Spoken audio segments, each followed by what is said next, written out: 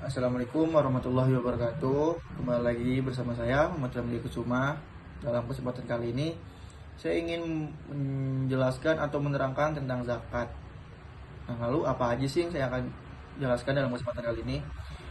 Yang akan saya jelaskan dalam kesempatan kali ini yaitu ada sejarah zakat, manfaat dan solusinya. Jadi teman-teman tahu nggak sih, sejak 14 abad yang lalu tuh Islam tuh udah memiliki sistem ekonomi yang luar biasa, teman-teman. Ya, salah satunya itu zakat. Jadi zakat itu bukan sekedar kewajiban atau bukan hanya sekedar ritual. Zakat adalah alat pemerataan ekonomi yang menghubungkan si kaya dengan si miskin, sekaligus solusi bagi kemiskinan. Jadi dalam video kali ini kita akan membahas sejarah zakat, manfaatnya, dan bagaimana zakat menjadi solusi nyata di masa kini. Langsung aja teman-teman, yang pertama itu sejarah zakat. Zakat sudah dikenal sejak zaman Nabi Muhammad SAW, yaitu pada abad ke-7 Masehi atau pada awal Islam di Mekah.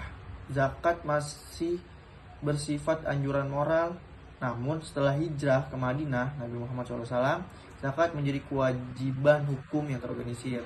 Tepatnya pada tahun 2 Hijriah, dianggap sebagai momen penting ketika zakat ditetapkan secara resmi oleh Nabi Muhammad SAW. Nabi Muhammad SAW juga mengatur jenis-jenis harta apa saja yang boleh dizakati, seperti emas, perak, perniagaan, peternakan, perkebunan. Nah, lalu Nabi Muhammad SAW juga menetapkan dan selain menetapkan, memberikan juga siapa saja sih penerimanya.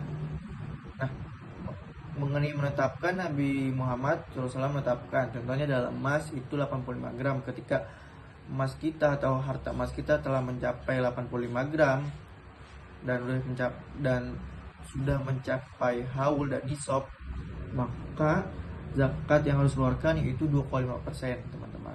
Terus apa aja sih penerima zakatnya? Nah, yang pertama ada fakir, yang kedua ada miskin, lalu amil, gorim, mu'alaf, rikob, ibnu sabil, fisabilillah. Nah, setelah wafatnya Nabi Muhammad SAW, khilafah selanjutnya yaitu Abu Bakar As-Siddiq menjalankan zakat. Dan ketika zaman Abu Bakar As-Siddiq, beliau tidak memberikan ruang bagi orang-orang yang menolak dan tidak membayar zakat. Bahkan beliau memerangi orang-orang tersebut, karena beliau berpikir dan beliau menganggap jika orang-orang menolak dan tidak membayar zakat itu adalah salah satu pelemahan sendi sosial umat. Nah, selanjutnya di masa Khilafah Umar bin Khattab, sistem zakat menjadi lebih terstruktur dan transparan, bahkan membentuk lembaga khusus untuk menghimpun zakat dan menyalurkannya. Nah, inilah cikal bakal lembaga zakat modern yang kita kenal pada saat ini, seperti Basnas, Beramil Zakat Nasional, dan LAS, yaitu lembaga amil zakat. Selanjutnya, manfaat zakat. Apa sih manfaatnya zakat?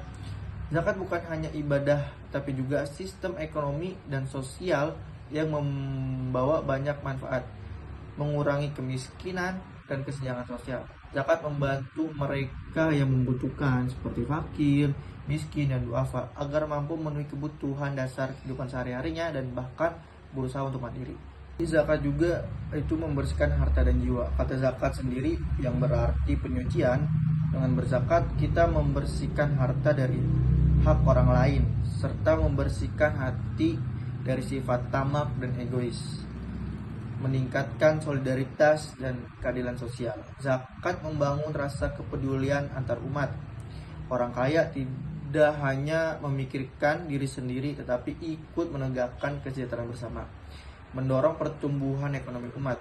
Dan zakat yang dikelola dengan baik seperti dalam bentuk modal usaha mikro bisa membuka lapangan pekerjaan dan menggerakkan roda ekonomi. Selanjutnya, zakat sebagai solusi modern. Di era modern pada zaman ini, zakat punya potensi yang luar biasa sebagai solusi kemiskinan dan ketimpangan ekonomi. Menurut data Basnas, potensi zakat nasional di Indonesia mencapai ratusan triliun rupiah per tahunnya, teman-teman. Namun yang baru tergali masih sebagian kecil, teman-teman. Bayangkan jika seluruh umat muslim di Indonesia itu sadar akan pentingnya zakat dan lembaga pengelolanya transparan, kemiskinan bisa ditekan secara drastis, teman-teman. Selain itu, kini zakat tidak hanya disalurkan secara tradisional.